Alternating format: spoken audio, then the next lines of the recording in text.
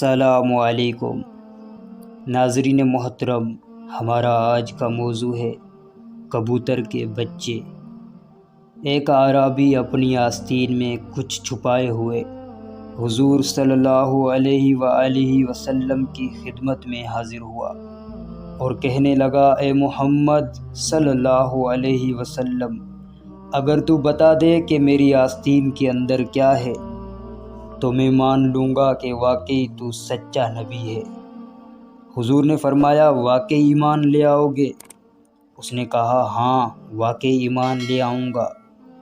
فرمایا، تو سنو، تم ایک جنگل سے گزر رہے تھے تو تم نے ایک درخت دیکھا جس پر کبوتر کا ایک گھونسلہ تھا۔ اس گھونسلے میں کبوتر کے 2 بچے تھے۔ تم نے ان 2 بچوں کو پکڑ لیا۔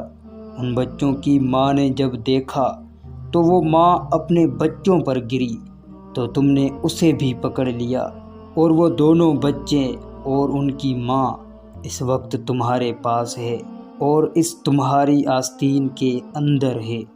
دوستو، اعرابی یہ سن کر حیران رہ گیا اور جھٹ سے پکار اٹھا، اشہد انک لا الہ الا اللہ واشہد انک رسول اللہ۔